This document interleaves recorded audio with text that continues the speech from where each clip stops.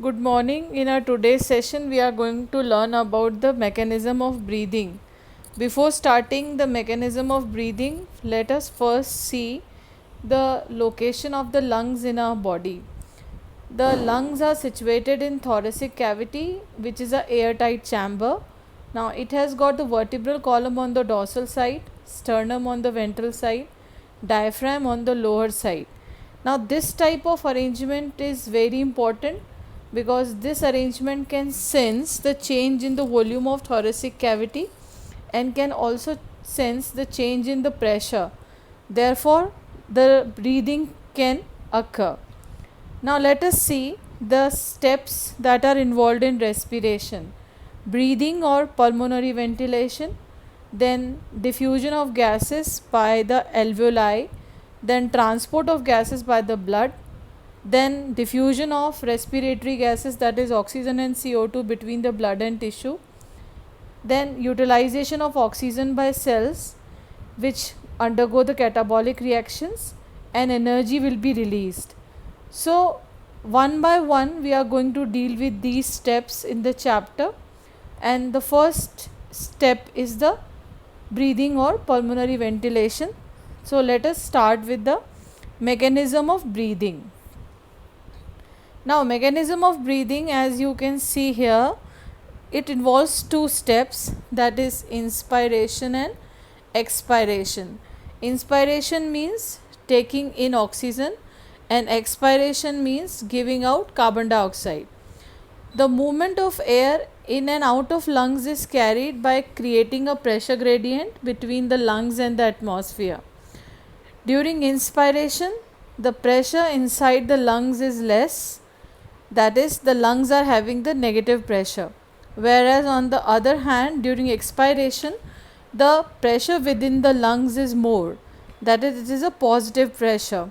So the name is given to this pressure that exists within the lungs, and that is the intrapulmonary pressure. So whenever the intrapulmonary pressure is less, you inspire, and whenever the intrapulmonary pressure is more, you expire. So there are specialized organs that help in breathing. You have already learned about them in your 10th standard also. There is a diaphragm, there is a rib cage. So these are considered as accessory respiratory organs that helps in the movement of ribs and diaphragm.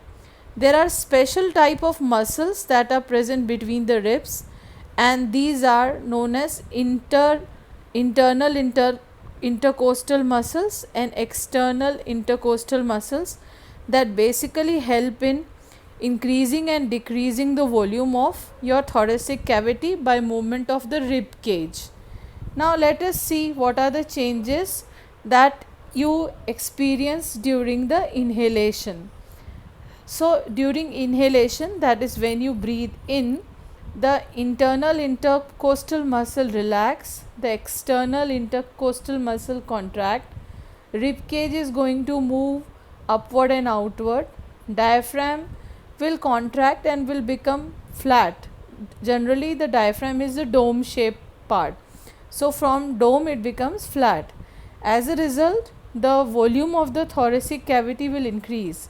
When the volume increases, the intrapulmonary pressure, that is pressure within the lungs, will decrease, and the air from outside which contains oxygen gets into your body. This is the inhalation. Whereas when you talk about exhalation, all the events that you have learned in inhalation will occur in reverse order when you will deal with the exhalation. Internal intercostal muscles contract, the external intercostal muscles relax, the rib cage is going to move downward and inward, diaphragm will again change its shape from flat to dome, so the volume of thoracic cavity will be decreased, intrapulmonary pressure increases, and you expire the air, that is, you are going to exhale the carbon dioxide out. Now here you can see the changes in the thoracic cavity. You can see during inspiration the movement of air inside the ribs are moving outward, the diaphragm is going downward, and the volume of the thoracic cavity increasing.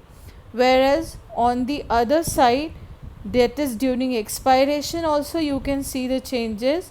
The rib cage is moving towards downward direction, the diaphragm is again moving towards upward and taking the dome shape.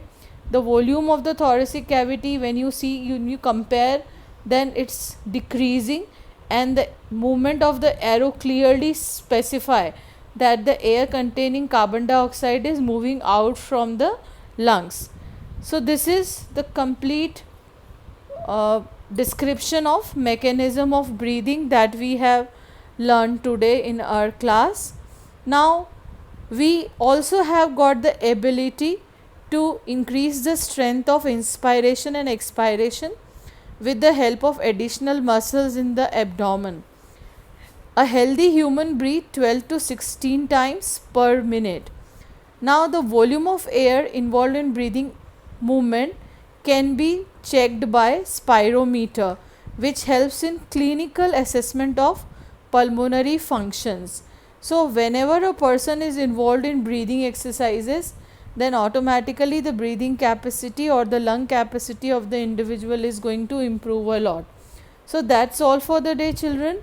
You have already learned this heading in nutshell in your 10th standard. Here you are learning it in a bit detailed form. Kindly go through the video again and note down the important points from the slides that are being shown here. You can also refer NCERT for details, and in case of any query, please call. Thank you.